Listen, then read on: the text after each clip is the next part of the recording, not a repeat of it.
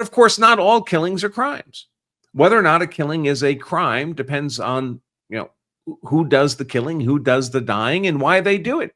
A killing done in lawful self-defense is an intentional killing, but it carries no criminal or even civil liability because it's not a crime. It's legally justified. If a killing is legally justified, by definition, it's not a crime. Of course, there are specific conditions that have to be met in order for a killing to be justified self-defense and not carry legal liability.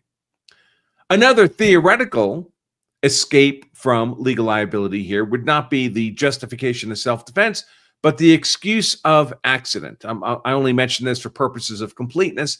Obviously, this is not an accident, but one can imagine a scenario, a fact situation, which does not apply here, but one can imagine that Karmelo Anthony was seated under the tent, peeling an apple with his pocket knife, and Austin Metcalf trips and falls onto the knife and dies as a result. That also would not carry legal liability because that would be an excused killing, an unintentional, non-reckless, accidental killing. Obviously didn't apply here. Karmelo Anthony says he deliberately stabbed Austin Metcalf. So what we have here is an intentional killing, maybe murder in the first degree, maybe voluntary manslaughter, heat of passion manslaughter. Can't be involuntary manslaughter because the stabbing was not involuntary. So those would be the two forms of unlawful killing here. Or it could be, as the defense claims, justified self-defense. That's what his defense attorney is telling the media, and it intends to argue a trial, in which case there would be no legal liability at all, criminal liability or civil. Did you know that in all 50 states, self-defense law, not gun law, but self-defense law, uses a simple 5-element test to see if your use of defensive force was legally justified? And that same test applies no matter what state you're in or what tool you use to defend yourself.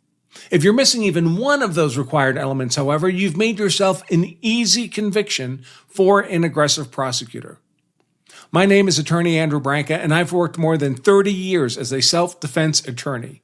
Every state has seemingly endless, complex pages of laws regarding self-defense, so complex that many top criminal defense attorneys rely on my expert analysis to help win self-defense cases for their clients.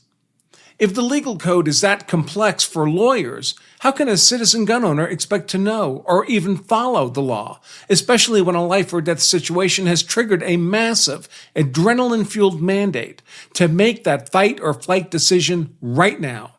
It seems daunting. Yet I created a simple but powerful framework that has allowed me to serve the legal community and countless American gun owners to simplify this legal complexity into just 5 elements of self-defense law. And you can learn my 5-element legal algorithm I use to consult on and win with the top criminal defense attorneys all over the country to protect law-abiding gun-owning citizens from making innocent legal missteps that land them in prison. Now, with a simple read or listen, you can install my 5-point legal framework so it acts as a sort of muscle memory defense to protect you from losing your rights when you choose to defend innocent human life. Click below to get the latest edition of my book, The Law of Self-Defense Principles, for free. I ask only that you help cover the shipping and handling cost to get the book to you. So what has to happen for lawful self-defense? By the way, I will point out just briefly that one of the things that has people upset about this case is this.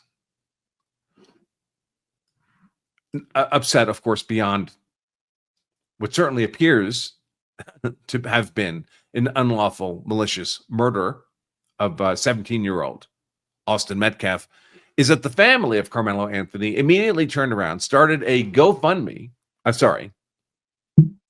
Paul Wells, my apologies. Jacob Wells, the founder. I've actually met him. I was on Tim Pool with him. Jacob Wells, the founder of Give, Send, Go. So the family of Karmelo Anthony set up a Give, Send, Go and raised hundreds of thousands of dollars on Give, Send, Go and set a goal of $1.4 million and raised hundreds of thousands. I'm told now that they're reported on X that they've now doubled or nearly doubled their previous request on Give, Send, Go for reasons they state as relocation of the family, basic living expenses, transportation, trauma, all kinds of reasons, and to make sure that their son, Karmelo Anthony, receives a quote-unquote fair trial. And of course, this plea is largely race-based.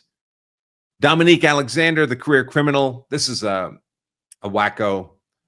He's like become a spokesman for the family. He's a career criminal, has been advocating for Karmelo, says the case is an example of what it means to be black in America where even self-defense is questioned. Well, of course, self-defense is always questioned. Was self-defense questioned for that black guy, Kyle Rittenhouse?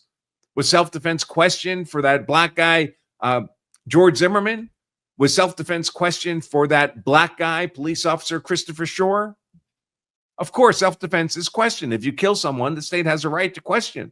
Everyone has a right to question whether or not that was lawful self-defense. Now, people are offended because this sure looks like murder on the surface for reasons we'll dive into in a moment, not like lawful self-defense. And nevertheless, this guy's being allowed to raise hundreds of thousands of dollars on this platform. And as I said, I've met Jacob Welbs, very nice guy. And maybe it's my bias as a criminal defense attorney, but I think everybody charged with a crime by the state has a right to a vigorous legal defense, and legal defenses cost money.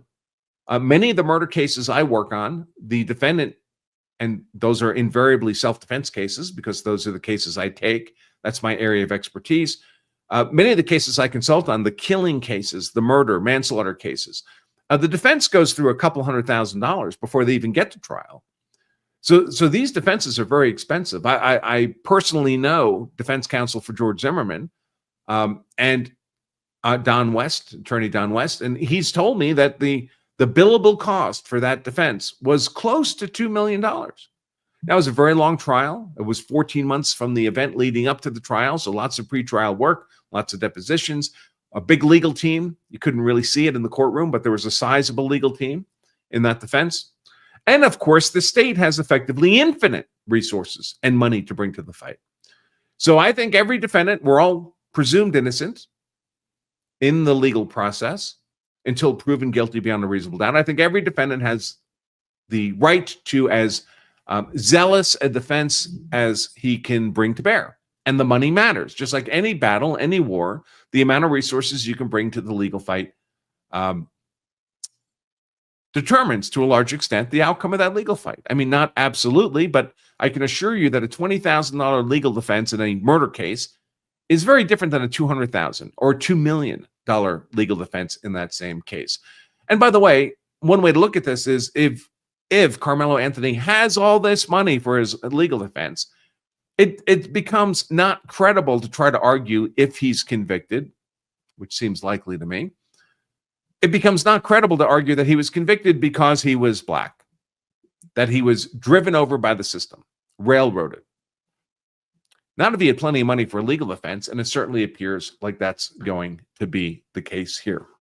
Thanks for watching this highlight segment of our full-length Law of Self-Defense live stream.